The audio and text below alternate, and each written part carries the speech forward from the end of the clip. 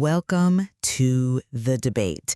The release of the 2025 Kenya Certificate of Secondary Education, the Kcse results, has given us, well, a profound moment for national reflection. We're celebrating some incredible overall improvement. Nearly 1,932 candidates achieved the top grade A, and crucially, over 270,715 students qualified for direct university entry. I mean, that's a massive step forward for access. It's huge, absolutely. These aren't just scores. They are, pathways for 250,000 young people. The sheer volume of success is undeniable and, frankly, unprecedented. Right. But this generalized rising tide raises a fundamental question about the very structure of our academic system. Do these 2025 results fundamentally reaffirm the established, deeply entrenched dominance of our traditional national academic giants, the highly resourced boarding schools? Or do they signal a substantive and maybe irreversible shift toward decentralized academic excellence across different types of schools? I'll be arguing that despite the overall improvement, the dominance of the traditional national schools is not only intact, but it has been structurally reinforced. I come at it from a different way. I believe the sheer numbers, particularly coming from outside the traditional elite structures, indicate that this year marks a true systemic shift. We are witnessing the democratization of university qualification and the emergence of regional excellence that fundamentally erodes that old centralized dominance model. Okay, so for me, it really all comes down to how you define excellence. The concentration of elite performance is, I think, the most accurate barometer of the system's hierarchy. And that hierarchy remains rigid. When we isolate the true peak talent, the prestigious grade A candidates, the data, speaks for itself. The national schools category produced 1,526 of the total 1,932 grade A candidates nationwide. So that means roughly 80% of the very best performers are still being cultivated and captured by a small, elite cohort of institutions. I see why you think that, but let me give you a different perspective. Focusing exclusively on that top, 0.19% of A grades, is looking through a very, very narrow aperture. It's missing the true story of systemic change. While the giants do secure the pinnacle, the most significant shift for national educational equity is the massive expansion of university entry qualifications. Look, if only the elite schools succeed, we have an unequal system. If hundreds of thousands of students qualify, we have a diversifying system. So which institutions are driving this systemic impact you're talking about? Given that the national schools still lead in performance and, let's be honest, resource allocation. The critical data lies in the C+ and above category, the academic gateway for direct university admission. And this level of achievement is increasingly being generated by institutions we used to consider secondary. Look at the figures for sub-county schools. These are predominantly day schools, often operating with significant infrastructural challenges. Yet they generated 72,699 candidates with a C+ and above. This is a crucial point. This number significantly surpasses the county schools, which only produced around 36,600 candidates in that same bracket. This is mass qualification being driven from the local level, showing that academic rigor is profoundly decentralizing. That is fascinating data regarding mass qualification and access. And it certainly speaks to successful government policy. But let's refocus on the true measure of elite achievement, which is where institutional capacity and long-term academic culture really make a difference. The provisional top institutions define this standard. Moi High School Kabarak leads with a mean score of 10.59. Alliance High School is close behind at 10.47. And for listeners who may not be steeped in Kcse metrics, a mean score above 10.0 signifies that on average, every single student is scoring an A or an A- in the majority of their subjects. These scores set a benchmark that's almost unmatchable. The system remains stratified, with the national schools holding an advantage that smaller tiers simply cannot scale to replicate. I agree that Alliance High School's performance is stellar. 128 planes reinforces their historical academic culture, but relying on raw A grade count focuses on a static ranking. It completely ignores the dynamic improvements that signal profound systemic change, the inflection points. The argument for enduring dominance suggests a stable, unassailable lead. The data shows anything but. But Alliance and Miranda High School, with its 10.20 mean and 101 A planes, they consistently deliver this bulk excellence. They have the established culture, the specialized lab resources, teacher stability, and the ability to attract the highest performing students through national selection. It creates an institutional momentum that is, well, self-perpetuating. The source material explicitly shows national schools account for the vast majority of A planes. That concentration is dominance. I'm sorry, but I just don't buy that the static ranking is the whole story. And let me tell you why. Look at the movement within that top tier. Moy High School Kabarok's surge to 10.59 is huge, but it represents a massive turnaround from their 8.9 mean score in 2024. That movement signals a highly successful, intensive internal intervention, probably a leadership change. That isn't stable, perennial dominance. That is a dramatic fight for recovery. If the Giants can falter to an 8.9, the system is less rigid than you suggest.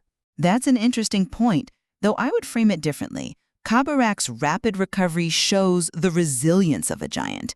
It proves that the underlying institutional infrastructure, the funding, the historical reputation, the network, is so robust that even after a dip, it instantly reclaims the top position.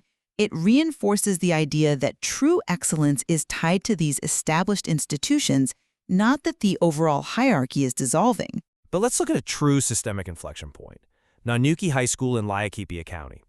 They shattered their own historical record by getting 55 A planes, up from just 2 A planes in 2024. That means they achieved a nearly 27-fold increase in their top grades, pushing their mean score up to 9.683. I mean, we're talking about localized systemic improvement that requires radical transformation in teaching, in resource deployment, and principal commitment, which is often much harder to achieve than simply maintaining the status quo in a well-funded school. Nanyuki's performance is genuinely commendable, and it speaks to incredible local effort. I completely agree. However, its mean score of 9.683, while spectacular for them, still places it outside that truly elite tier defined by the 10.0 plus scores. The gap between a 9.683 and Kabarak's 10.59 is substantial when we are defining the national academic benchmark. So while the gap might be closing a little, the national schools still control the standard by which all other schools are measured. They are leading the race, the others are simply speeding up. But speeding up on that scale suggests the whole mechanism is changing. And that brings us back to the structural shift in the sub-county schools. You want to maintain conceptual clarity regarding excellence as the A grade, but we must maintain clarity on equity. The success of sub-county institutions like Njenga Karume Secondary, a successful day school model, which sent 149 students to university, including 5 students achieving A grades, that fundamentally changes the narrative about where high-quality education can be delivered. See, that's where I have to push back a bit, because we are discussing academic dominance. A C+ is equivalent to a mean grade of B-. We celebrate mass university access, but the debate is whether the hierarchy of elite academic capacity is shifting. The truly elite grades, the A's and A-, they remain heavily concentrated in institutions capable of delivering those high mean scores consistently across a large cohort. But the impact of mass access is the policy driver for the next decade. When a local day school produces nearly 150 university qualifiers, it dramatically impacts local economics and social mobility in a way that the 128 A planes from a distant national boarding school just cannot replicate locally. We have to consider the success of the model itself. And the success of the model that defines the top of the pyramid is overwhelmingly the national school.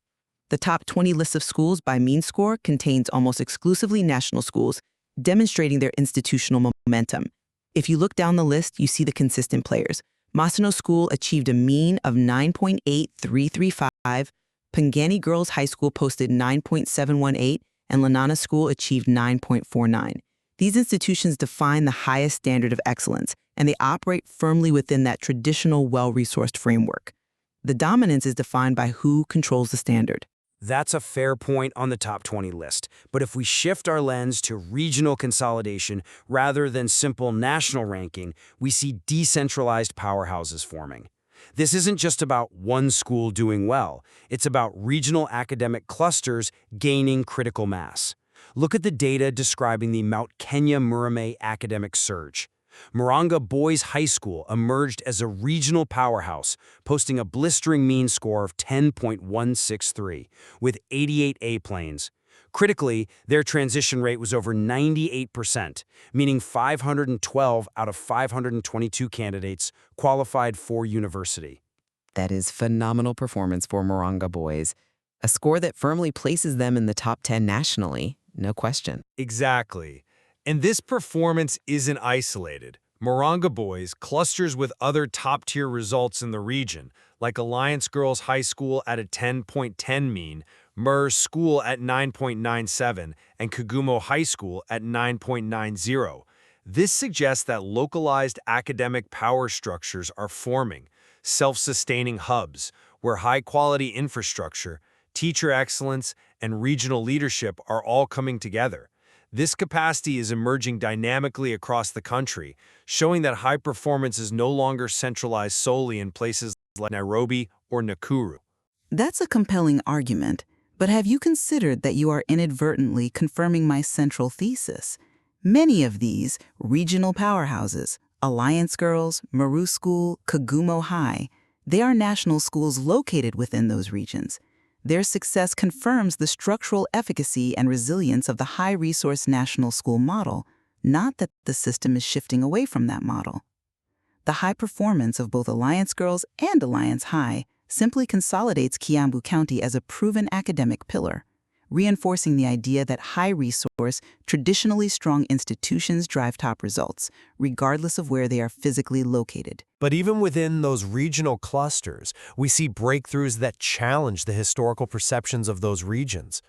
We need to acknowledge the symbolic and systemic significance of individual breakthroughs in non-traditional locations.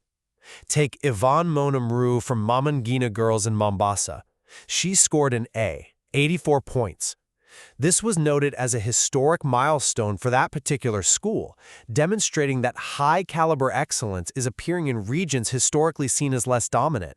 It shows that institutional capacity is being built and recognized outside the established national core, signaling true widening change. Individual brilliance is always inspirational, whether it's Yvonne Mru or any of the other high-scoring students across the nation. I agree. But individual brilliance does not dismantle an institutional hierarchy built on resource allocation and long-term academic culture. The sheer, overwhelming production capacity of the national schools remains the system's dominant feature.